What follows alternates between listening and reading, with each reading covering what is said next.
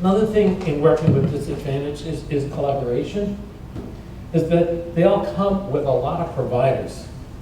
And some of those providers are not necessarily on the same page.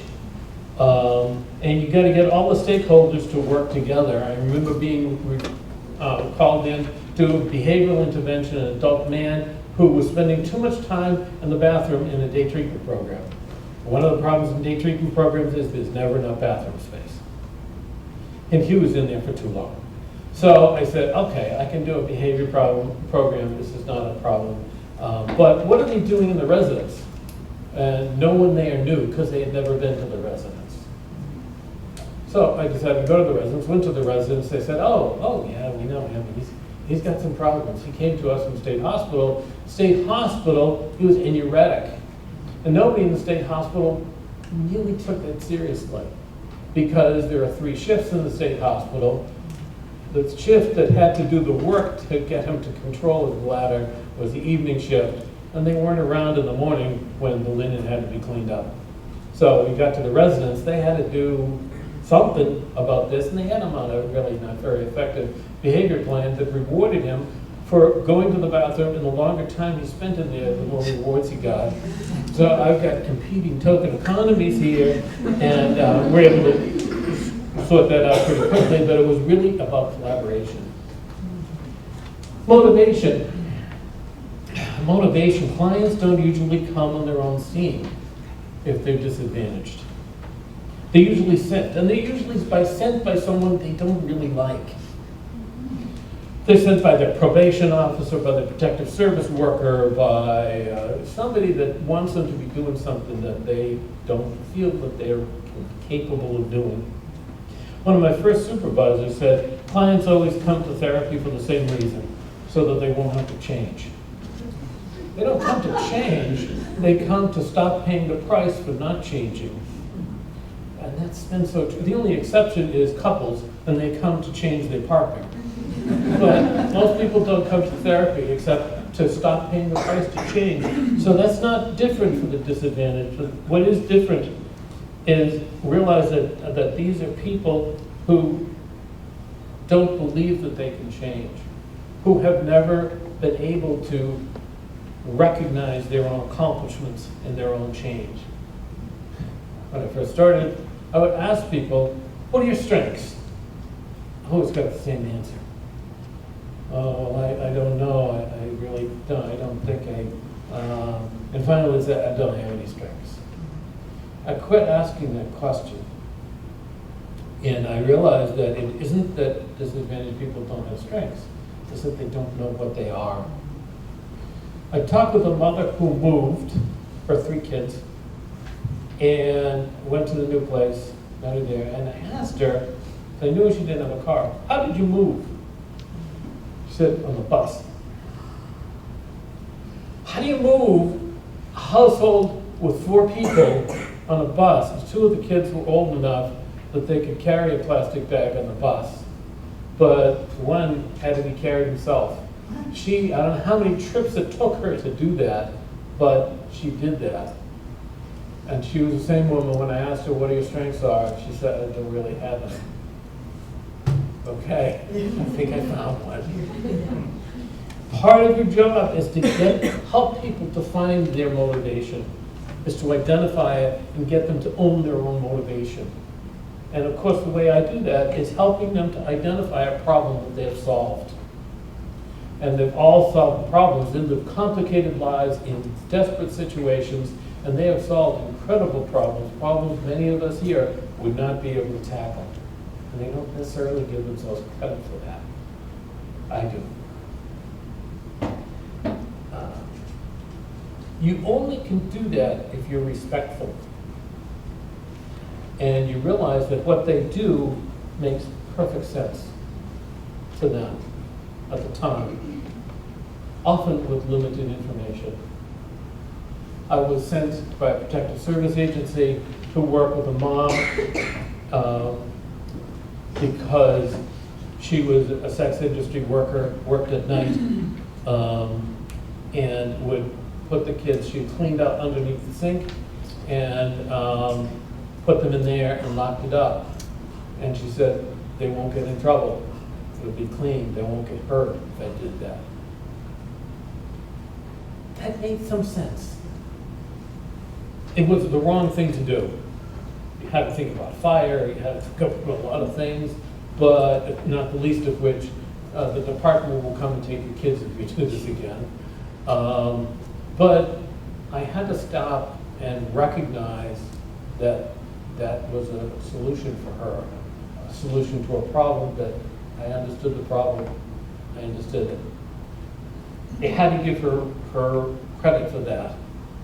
I remember doing a group and in our day program, and we were talking about coping mechanisms. And of course, I'm ready. I have taught you all this cognitive behavioral coping stuff, and now, you know, people are talking about what are your coping mechanisms, and somebody, my star, said, well, I do my deep breathing exercises. Someone else says, well, when I get really upset, I just cut my arm. It feels much better. And somebody else says, I do that too. And so I have 3 folks with borderline personality disorder in the back of my group saying, yeah, that's what I do. It really helps. And the rest of the crowd is saying, I can't believe you do that, and that's how crazy that is. I had to stop and say, wait a minute. They've found something that gives them immediate relief, and they do it again. That's kind of sensible, isn't it? Now, I think they can do more skillful things than that, and I know that we can teach them to act more skillfully, but let's recognize that what they do made sense to them. And even though they can learn other ways of dealing, let's recognize that what they did made sense. In order to work with motivation, you have to have the respect to identify problems that are being solved.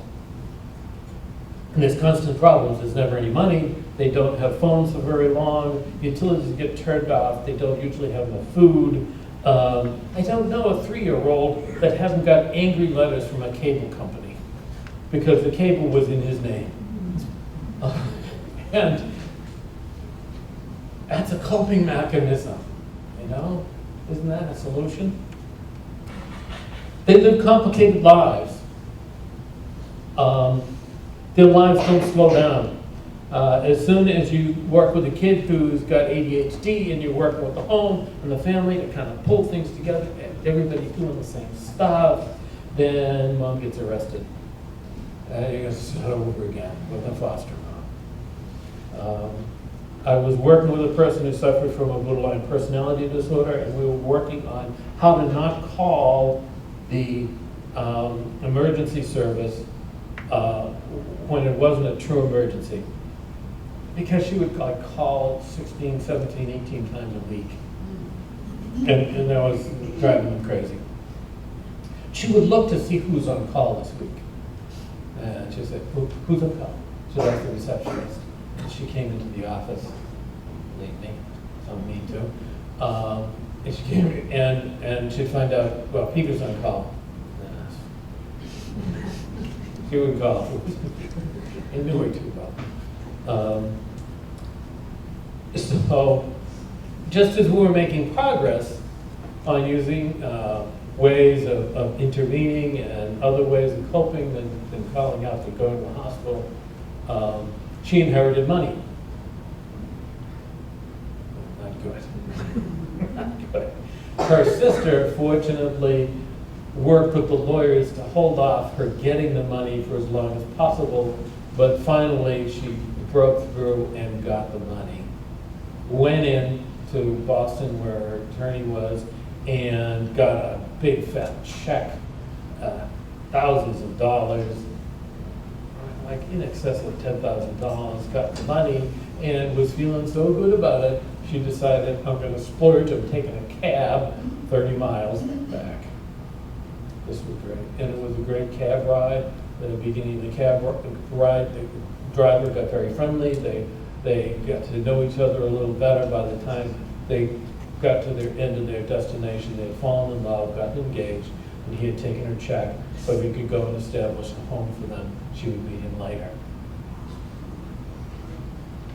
their lives constantly got adventures and change. Because later on, she told me, you know, that was probably the best thing I could have done with that money, because I would have really screwed myself up with that kind of cash. I said, yeah, you know. Cultural differences. Yeah, there's cultural differences out there. Cultural differences are real. I remember doing a Wechsler Adult Intelligence Test, where one of the questions used to be, why is it better to borrow money from a bank than from a friend? Now, the correct answer in the book is, well, because you don't want to strain a friendship. The answer I got was, well, you're better to borrow from a bank. You don't pay it back. What are they going to do? What could a bank do? Seriously. You borrow money from a friend. He's coming after you. He's bringing friends, and he's going to get his money. So go to the bank. How do you score that? I gave him 2 points. Guess what? They're not like us. And guess what? They know they're not like us. Even if you're the same race, you're not like them because you're educated. There's a mistrust of the system. And there is absolutely no reason why disadvantaged people should trust the system. The system has not treated them well. They didn't succeed in school. They haven't really been able to have a vocation that gave them any reward or that was successful. Their family of origin usually didn't treat them well. They're watched and mistrusted every place they go. There's no particular reason for them to trust. And you represent the system. Why should they trust you? My first early intervention case, I was the executive director and I didn't have much involvement with early intervention, which again is a program for birth to 3. But I said I need to do a case just to know the system better. So they gave me one case, and it was a 16-year-old mom whose baby had had open heart surgery. So I remember our first session, I went to the home and we do a lot of co-visits, and the physical therapist was there just at the same time as I was, and I was staying for 2 hours. And the physical therapist showed mom how to put some ointment on. He had a big purple scar, just a angry looking scar. And physical therapist showed mom how to put the ointment on, and the physical therapist left. And then it's me and mom, and I said, shall we practice? And she looked at her baby, and she looked at me, and she burst out in tears. And what I found out was she was afraid to touch her baby. What does it feel like to be afraid to touch your baby? How does it feel like to have all these professionals come around and they're doing this and that, they got the baby this way and that way, and they're showing how easy it is, and see, he's fine, and you are afraid to touch your baby. Eventually she told me that. We worked for over a year. She's a 16-year-old black woman, and I am me. Old white guy. Really white. You don't get whiter than this. She started calling me Q-tip. That's really white. But she told me eventually that she was afraid to touch her baby, that she thought there was something wrong with her because of that. She saw other people do it. She thought she was a bad mother because she couldn't do it. She thought that she had conceived with the wrong father, who was not much good. She hadn't finished high school, didn't think she would, didn't think her child would finish high school because she was not much of a student. Ultimately, she thought that she had caused her baby's cardiac problems, which she hadn't. We spent over a year together. And a lot of the other staff in early intervention would come in, the nurses, speech therapists, because he wound up with some swallowing problems, and physical therapists. And they all did things which were really good. We were glad to have the help. I tell you, I didn't do much. All I did was let her eventually tell me that she was afraid to touch her baby. That's all I did. I was a witness to her life. You know, you learn a lot of skills. Do learn those skills. Know that stuff. Learn all the treatment modalities and treatment manuals and all that. But ultimately, the ability to just be there, be present, and to listen is sometimes more important. All I did for her for a year was listen, and I'm as proud of that work as I am of anything I've done. They lack resources. You go through instructions on how to use the 24-hour answering service, and you realize they don't have a phone, they don't have food, oftentimes. I remember a family that I knew they didn't have enough food, and every time I came over, they came and they made me tea with a new tea bag. I looked around and nobody else was using a new tea bag. I knew I was taking away from the family when I accepted that tea, and I took it every time because I honored their sacrifice. I learned more about generosity from those people than I have from sitting through those rubber chicken dinners with a bunch of big donors. These are the people that teach you about generosity, and that's how they change you. How is practice with this population different? First, you have to deal with culture right up front. You are different than them, even if, again, you're the same race, you're educated, and you're different. You have to talk about it right away.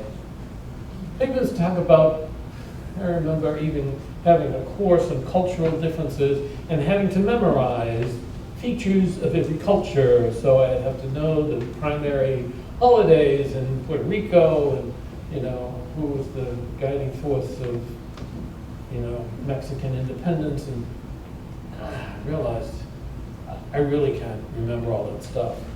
And it doesn't really help anyway. Cultural competence is really about the ability to listen and ask. To ask them about their culture, show an interest in their culture, and have the respect and humility to really listen. Listen and believe. Don't listen and think, oh, well, that's not how you're supposed to do it. Like, listen and believe that they have a culture, they have sets of beliefs, and that's true for them. May not be true for you, but it's certainly true for them.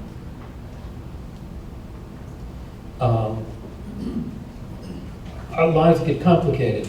Their lives get particularly complicated. Many of our clients have not read our textbooks, I have found, and they don't follow the models that are put out in our textbooks. It's very discouraging. I found, first of all, the textbooks are written about specific disorders. If I would read a textbook about depression and then go and try and find a depressed client, and it's hard to do. I will find a depressed client who also drinks, a depressed client who's also mourning, a depressed client who is got ADHD, a depressed client who, just you name it. We sometimes talk about dual diagnosis as sort of the exception. It's not the exception. 3 diagnoses is more like it. That consumers, especially disadvantaged consumers, are usually dealing with several things. There's schizophrenics who drink. There are folks with borderline personality disorders who are victims of domestic violence.